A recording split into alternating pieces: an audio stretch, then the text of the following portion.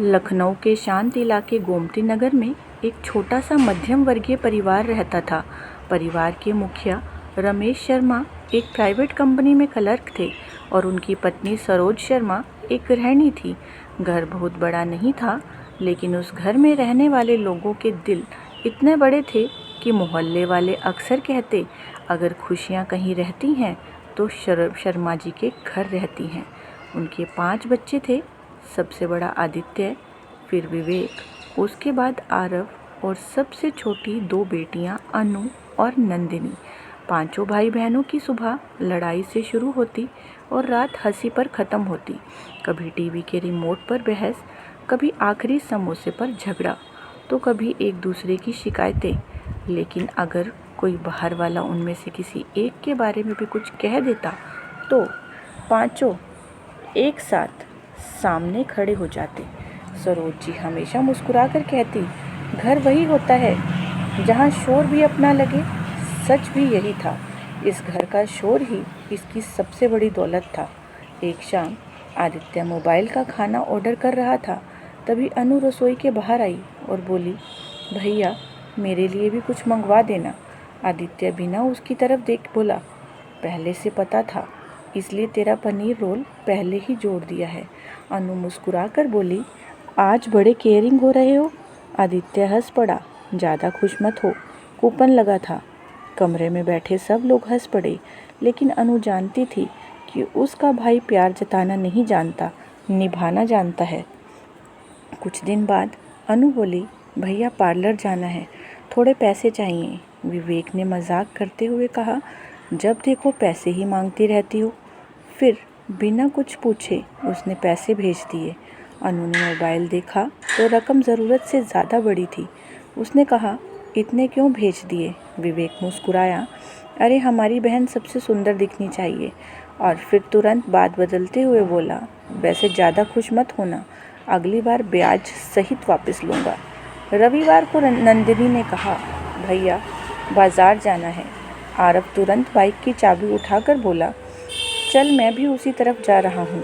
रास्ते भर वह उसे चिढ़ाता रहा, लेकिन घर लौटते समय उसके हाथ में सारे बैग खुद लेकर अंदर रख दिए। नंदिनी मुस्कुराकर सोचती रही, ये लोग कभी सीधे मुंह प्यार से क्यों नहीं बोलते।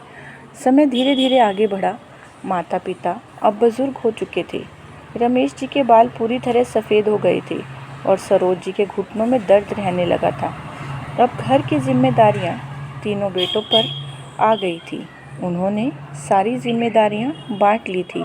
कोई दवाइयां लाता, कोई बिजली का बिल भरता, कोई माँ को डॉक्टर के पास ले जाता।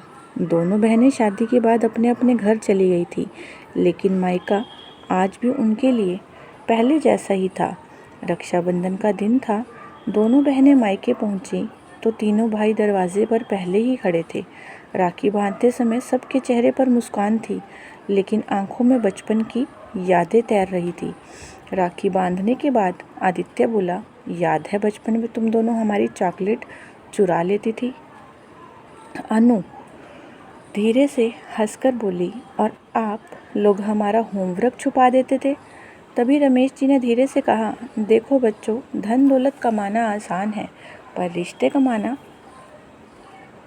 बहुत मुश्किल, जब हम नहीं रहेंगे। इतना कहते ही आदित्य ने उनके हाथ पकड़ लिए और बोला, पापा ऐसी बातें मत किया कीजिए, आपका आशीर्वाद ही हमारी सबसे बड़ी पूंजी है। सरोज जी मुस्कुराई। उन्होंने अपने 5 बच्चों को एक साथ बैठे देखा तो उनकी आंखें भर आई। उन्होंने कहा, आज समझ आया कि हमने ज़िंदगी भर जो सबसे बड़ी कमाई की है वह पैसे नहीं, तुम पाँचों हो।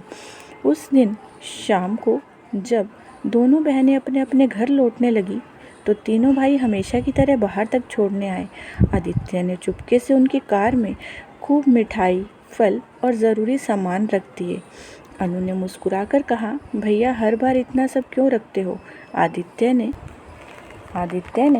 हंसते हुए बोला कि अरे गलती से रख गया होगा, ज़्यादा भाव मत खाओ। गाड़ी आगे बढ़ गई और शीशे से झांकती दोनों बहनों की आंखें नम थीं। उन्हें पता था कि कुछ रिश्ते कभी बड़े नहीं होते, बस जिम्मेदार हो जाते हैं। भाई चाहे कितना भी मजाक करें, डांट लें या अपनी भावनाएं छिपा लें, लेकिन बहन की खुशी उसकी दुआ बनकर हमेशा उनके साथ ही चलती है। कहते हैं माँ बाप जीवन की पहली छाँव होते हैं, लेकिन भाई बहन का रिश्ता वह है जो पूरी उम्र धूप में भी एक दूसरे के लिए छाँव बनकर खड़े रहते हैं। इस रिश्ते में प्यार कम बोला जाता है, ज़्यादा निभाया जाता है। शायद इसलिए दुनिया के सबसे खूबसूरत रिश्तों में भाई बहन का रिश्ता हमेशा सबसे अलग और सबसे अनमोल माना जाता है।